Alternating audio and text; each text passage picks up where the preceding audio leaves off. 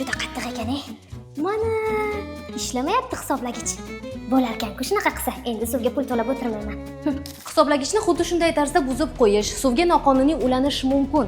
Ammo vijdoni bilan hisoblashmaydigan ayrim fuqarolar ushbu qilmishlari reyd tadbirlari davomida aniqlanishi haqida o'ylab ham ko'rishmagan edi. Buxoro viloyatining G'ijduvon tumanida o'zboshimchalik bilan suvga ulanib olgan oila vakillari aniqlandi. To'lovlardan qochgan fuqarolar o'zlarini turli bahona hamda vajlar bilan oqlashga harakat qilishdi. Ammo qonun barchaga barobar. Aka, buni 2 yil 3 yildan qurib ketgani bu ya. Bizga turmadi o'g'lim.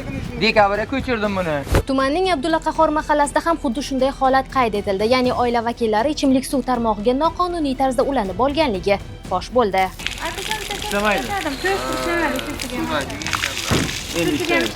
Qachon ulanasiz? O'tgan mazam yo'q dedim, aytib tushuntirdim kishiga. Dokument xela qilishim kerak ekan. O'sha vodokanalga borishingiz kerak. Boraman deyapman, tamom. Bugungi reyd tadbirida 3 nafar fuqaro tomonidan markaziy ichimlik suv quvuriga o'zboshimchalik bilan ulanib olganlik holati aniqlandi. Aniqlangan holatlar yuzasidan huquqbuzar shaxslarga nisbatan ma'muriy javobgarlik to'g'risidagi kodeksning tegishli bandlariga asosan ma'muriy jarimalar rasmiylashtirildi. Aziz fuqarolar, suvni ishlatdingizmi, uni o'z vaqtida to'lovlarni amalga oshiring.